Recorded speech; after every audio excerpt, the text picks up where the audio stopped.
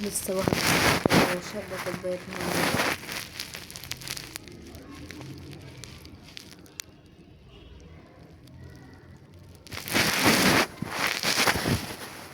كوباية المية وحش اوي، واخدة اتنين مع بعض. احنا لا بنكمل بعضينا، انا بدينا ودني تدين، حقنا بنجيبه في وقته، احنا ما بنتلتش يعني نتورى ولا حد هيجي بالساهل. لو كاو كاو كاو كاو لو كلها خايفة وكدابة مش هتلاقي غير حضن بابا كده كمان ده بابا. احنا ادينا منك متتام، فانا شفتك من جوايا.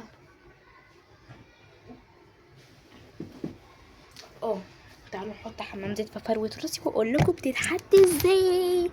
هعرفكم النهارده ازاي تحطوا حمام زيت على فروة راسكم. مبدئيا كده لو هي نضيفه فحطوا عادي، لو هي مش نضيفه فروة راسكم مش نضيفه روحوا اغسلوها بعدين حطوا حمام الزيت.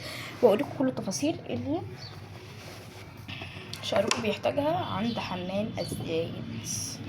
مبدئيا كده انا كنت مسرحه شعري من شويه فمفيهوش تشابه. ده حمام الزيت اللي انا بستخدمه زيت الخروع عشان هو بيطول الشعر جدا وتحفه في اطاله الشعر وانباته. تحفه بجد، تحفه بجد، تحفه تحفه تحفه تحفه.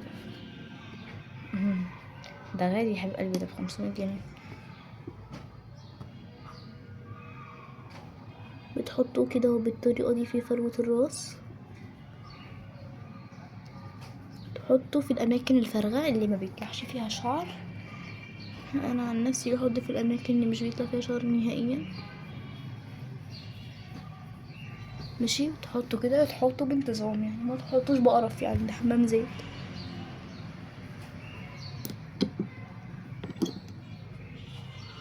طيب ملكوش دعوه باللبس النت اللي انا لابساه ده، بس اهم حاجه اللي غير.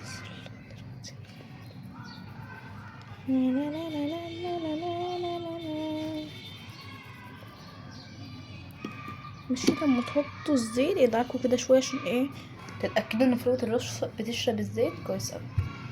طيب مبدئيا كده هنقسم الشعر اجزاء.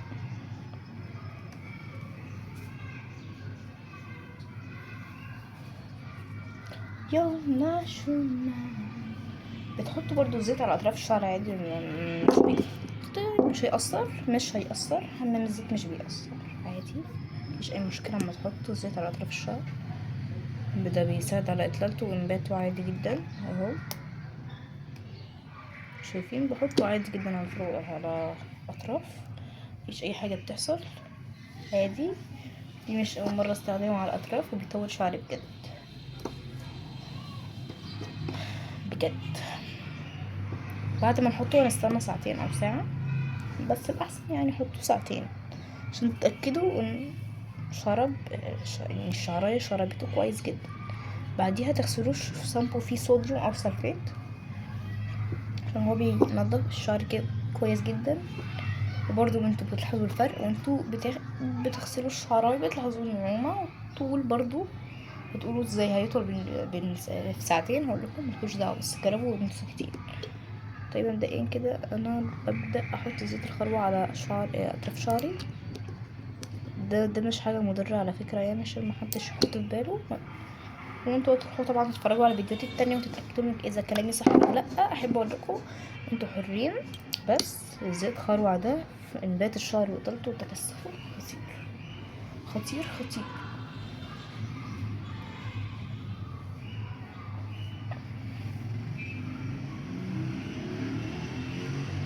او اتاثر واقولها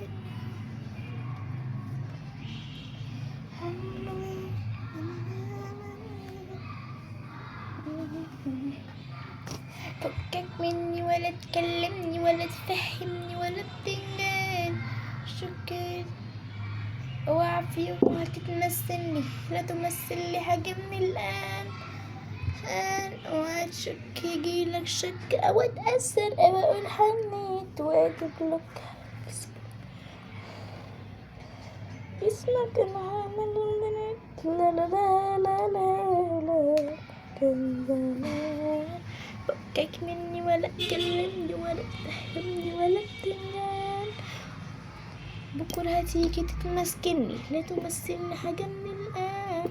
شكرا لك شك واتمثل وانحنيت ودي هكذبك واسمك انا هعمل له ديليت.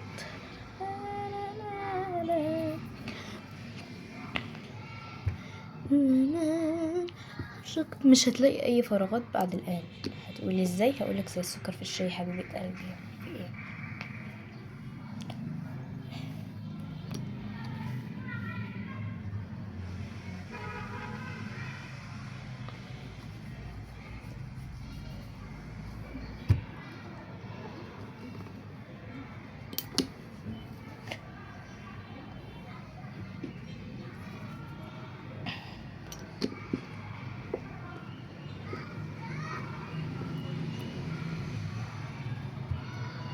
هحط شويه زيت على ايدي احسن بدل ما اقعد احط في البتاعه دي.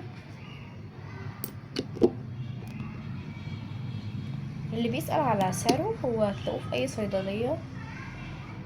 قولهم عايز زيت الخروع، زيت الخروع، حمام زيت الخروع، حمام زيت الخروع. ماشي، قول لهم كده انا عايز حمام زيت الخروع، انا عايزه حمام زيت الخروع.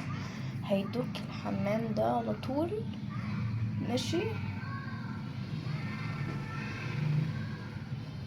وده بيقلل الهشام جدا جدا جدا. زيت الخروع ده مليء بالفيتامينات اللي بتخلي الشعر تحفة وريحته حرفيا تحفة.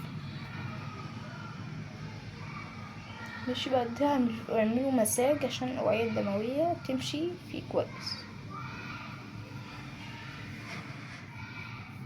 مبدئيا كده الناس اللي بتقول هو انت ازاي بتقولي ان ايدك وجعاكي وانت بتعملي كل ده، هقول لكم 5 يابا 5، 5 يابا 5، 5 يابا 5. انا خلي بالكم وانا بعمل لكم ايد وجعاني، بس انا بعملها عشانكم، عشان عارفه انتوا بتحبوني وبتدعموني بلايك. انا عايزه اقول لكم انا بجيب وبكلف نفسي، بجيب الزيت ده وبكلف نفسي عشان انتوا تنبسطوا وتعرفوا الطريقه، وانتوا ما شاء الله ولا همكم ما بتحبونيش اصلا.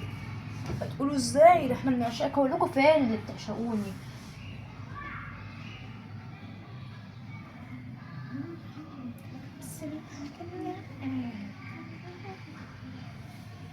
اهو ده منظر الشعرايه بقى. نمسك الشعرايه بقى كده بقى، نربطها بقى لمدة ساعتين. بعدها تشطفوا شعركم كويس جدا جدا جدا بشامبو فيه سلفيت او صوديوم.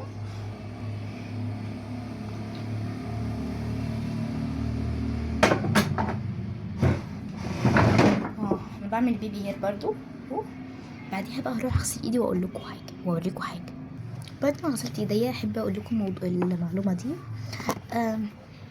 هوريكم حاجه في ايديا ما غسلتهاش كويس بالصابون بس مش مشكله.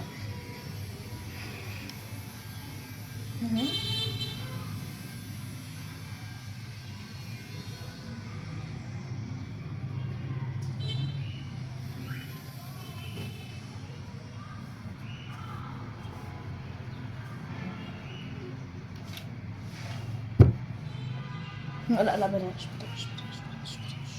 ما نعملش حاجه. يلا باي.